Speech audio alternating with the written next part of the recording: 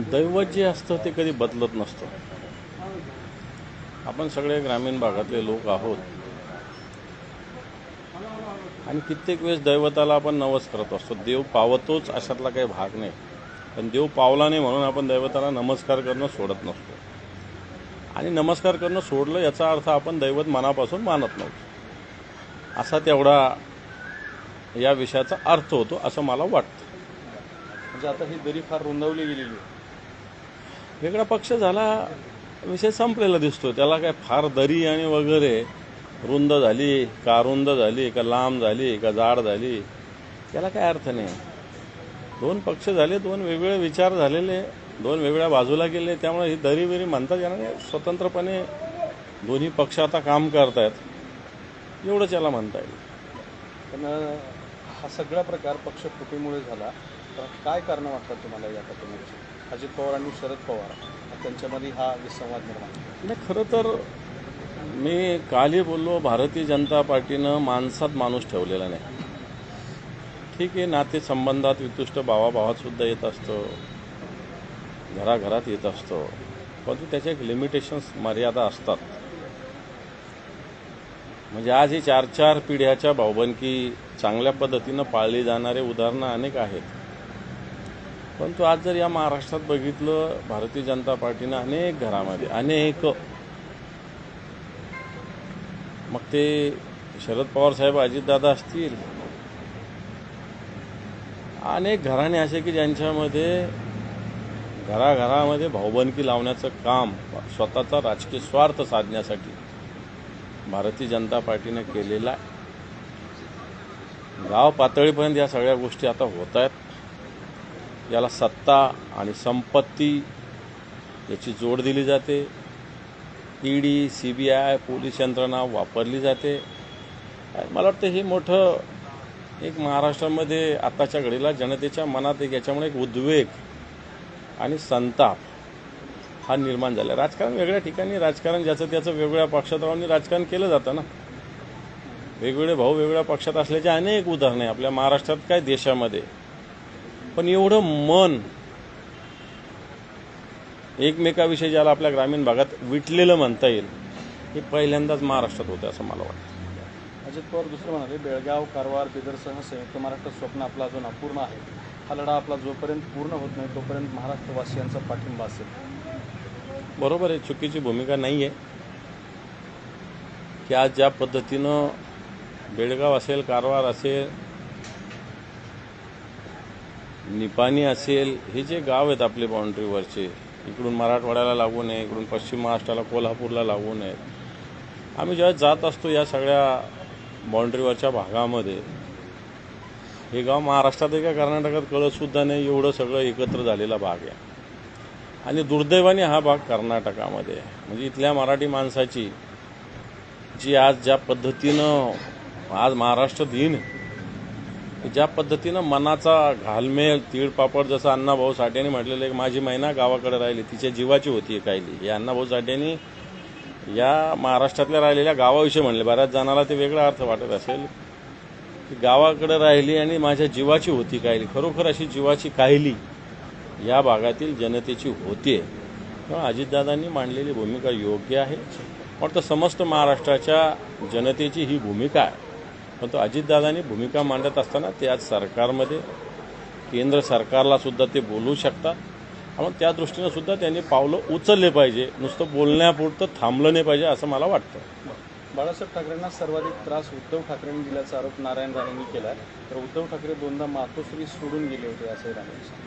हे पण ज्या नारायण राणेंनी, ज्यांना कोंबडी चोर म्हटलं जातं, शिवसेना प्रमुखांनी मुख्यमंत्री केलं होतं, याच नारायण राणेंना शिवसेनेनी, बाळासाहेबांनी काढून टाकलेलं आहे शिवसेनेतून. ते किती पक्ष कुठं कुठं गेले त्यांचा तो व्यक्तिगत विषय आहे. परंतु इतक्या खालच्या स्तरावर,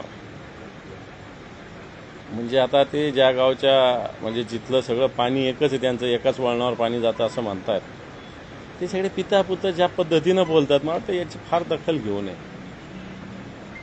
पराभव दिसत असतो. म्हणजे उद्धव ठाकरेंनी देवेंद्र फडणवीस यांची टरबूज ही टीका केली होती. त्याच्यावर फडणवीस म्हणतात पराभव दिसत असल्यामुळे ठाकरेंना नैराश्य आलं.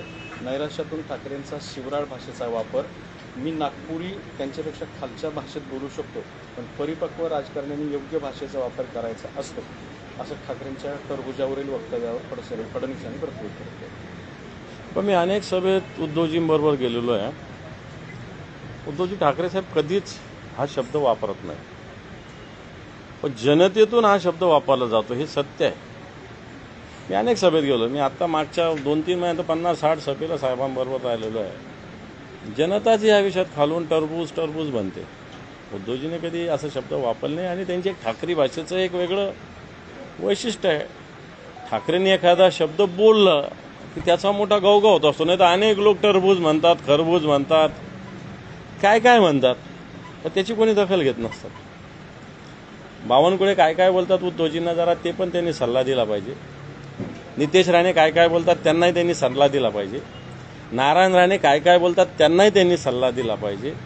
वाटतं सल्ले माननीय देवेंद्रजी फडणवीस या महाराष्ट्र राज्याचे उपमुख्यमंत्री यांनी आपल्या पक्षाच्या नेत्यांना सुद्धा दिले पाहिजे, असं माझं त्यांना विनंती आहे. त्यामुळं तरी अजून शिवसेनेच्या वतीनं या सगळ्या गोष्टीत बराच संयम पाळला जातो. परंतु भारतीय जनता पार्टीचे लोक काय काय बोलतात, ऑफिशियली बोलतात बघा, त्यांच्या ट्विटर अकाउंटवर काय काय बोलतात, आशिष शेलार काय बोलतात, बावनकुळे काय बोलतात, नितेश राणे काय बोलतात, हे जरा देवेंद्रजींनी आधी स्वतःच्या पक्षातल्या लोकांना सांगावं की बोलण्याचा दर्जा सुधारण्याची आवश्यकता आहे, सांभाळण्याची आवश्यकता आहे. काल बावनकुळे म्हणाले की उद्धव ठाकरेंनी आता 18 जागा निवडून आणून दाखवाव्यात लोकसभेच्या, नंतर आपलं दुकान कुडूक किल्ली लावून बंद करावं. ज्या भारतीय जनता पार्टीला स्वतःचे अनेक उमेदवार बदलावे लागले, मुंबईला एकही उमेदवार त्यांनी रिपीट केलेला नाही, एकही नाही.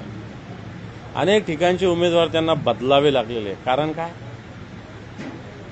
आज प्रमोद महाजनांची मुलगी, ज्या प्रमोद महाजनांनी भारतीय जनता पार्टी मरेपर्यंत, रक्ताच्या शेवटच्या थेंबापर्यंत भारतीय जनता पार्टी या महाराष्ट्रात रुजवण्याचं, मोठं करण्याचं काम केलेलं आहे. आजची जी भारतीय जनता पार्टी उभी आहे ना, गोपीनाथ मुंडे प्रमोद महाजनांच्या कामातून उभी आहे, वसंतराव भागवतांच्या कामातून उभी. कुठे त्यांची आठवण आहे? त्यांच्या मुलीचं तिकीट तुम्ही कापता. बरं ठीक आहे, तिच्यापेक्षा एखादा निष्ठावान भारतीय जनता पार्टीच्या कार्यकर्त्याला दिलं तर आपण ते समजू शकतो.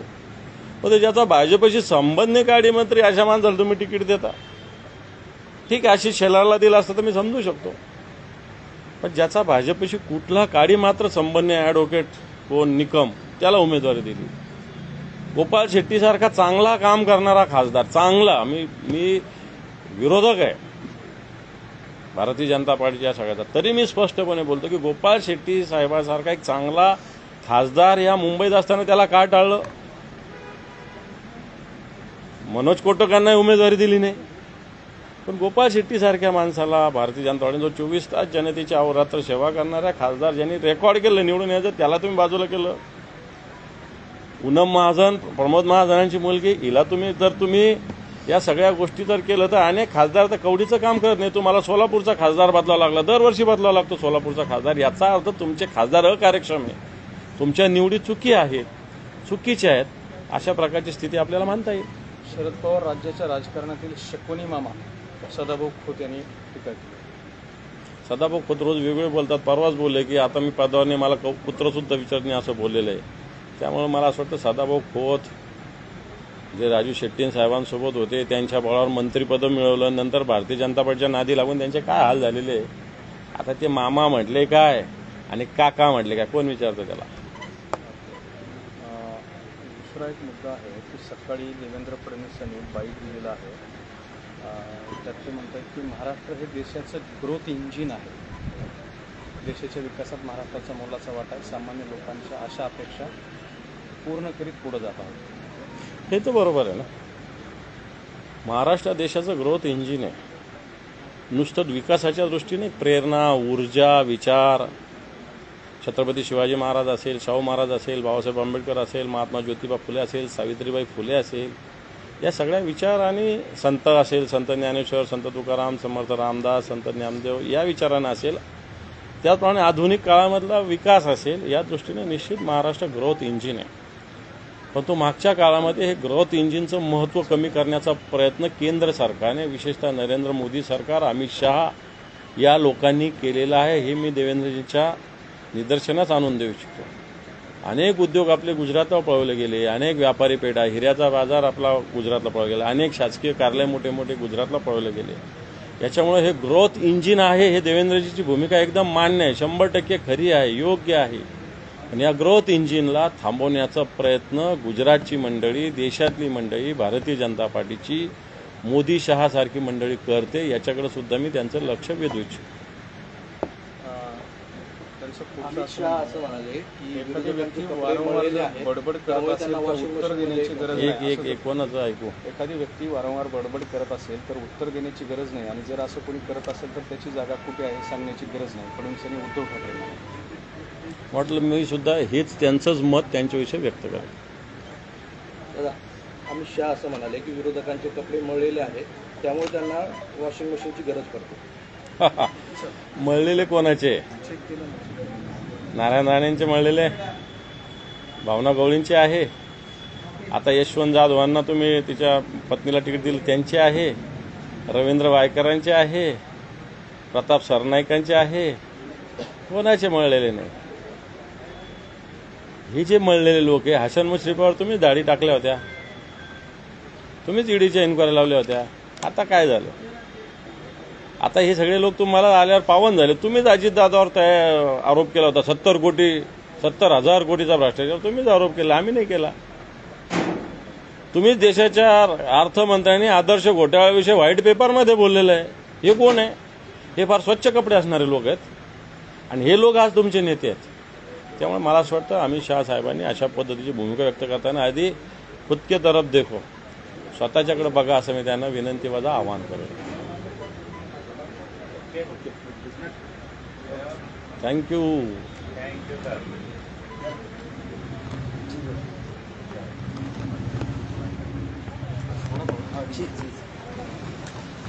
बरेच विषय झाले. ओके ना.